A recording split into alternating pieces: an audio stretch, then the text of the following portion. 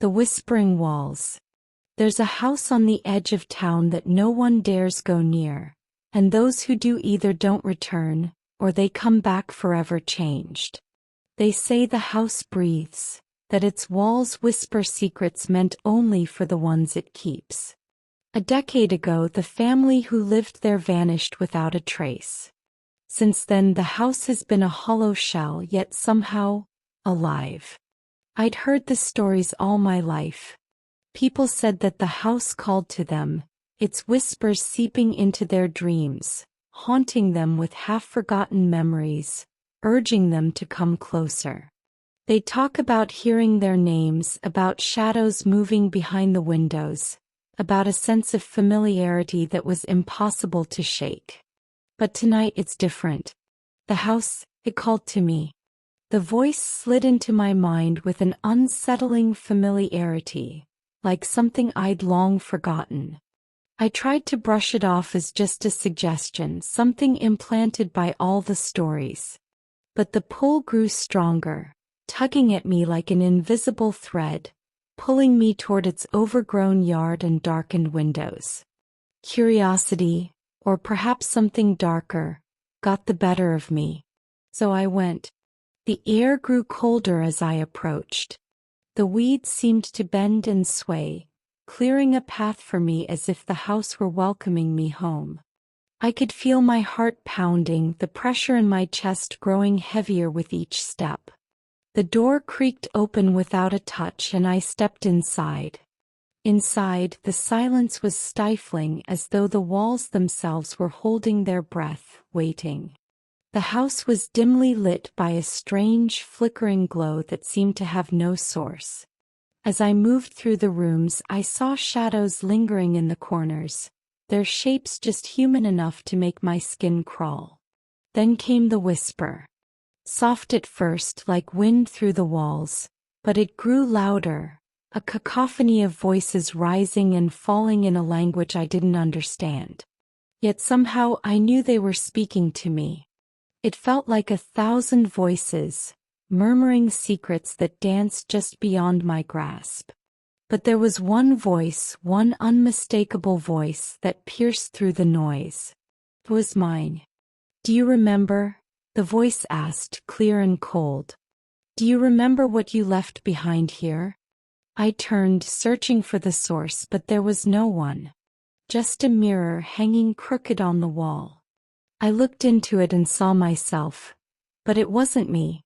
It was a version of me with hollow eyes, pale skin, and a faint, eerie smile. It felt like a glimpse into another world, another time. A memory, perhaps? The room around me shifted, blurring and distorting until it became another place. A memory trapped within the house and now, somehow, within me. I was no longer in an empty, decaying room but standing in a cozy, candlelit parlor. A family sat around me, laughing and talking, yet I couldn't quite make out their faces. Their movements were strangely familiar, like I'd known them once. Or perhaps still did.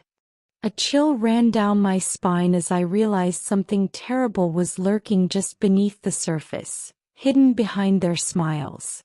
The laughter turned hollow and their eyes turned empty. The voices resumed, louder this time, clawing at my mind, each one dripping with malice. And then one by one they turned to look at me. "We waited for you," they whispered in unison. "You left us here, trapped in this memory, in this place. You know the way out, but you must stay." My heart raced as I stumbled back, trying to escape, but the room seemed to twist and stretch, keeping me locked in place. My reflection grinned back at me from every direction, eyes filled with secrets I couldn't remember but felt I should. And then the voice, my own voice, spoke again, but this time it was different. It was pleading, desperate. "Don't go," it begged. "You're one of us now. You belong here." My hands were trembling, but I managed to close my eyes, forcing myself to focus, to remember. I knew there was something I'd left behind, something I'd forgotten. Memories flashed before my mind. Familiar faces, forgotten places, but they all felt wrong, like memories from someone else's life. When I opened my eyes again, I was back in the decaying house, the strange glow fading. The house's silence pressed down on me, and I could feel that it was waiting, listening. As I turned to leave, I caught my reflection once more in the dusty mirror by the door. But instead of my face, I saw that same hollow-eyed version of me, staring back with a look of infinite sadness, or maybe envy. And then it whispered, "We'll be here waiting. Because you can never really leave." I left the house, stumbling out into the cool night air, but the whisper followed me. Every night since then I can still hear it, just on the edge of sleep, calling me back. The house remembers me, and deep down part of me knows I belong there.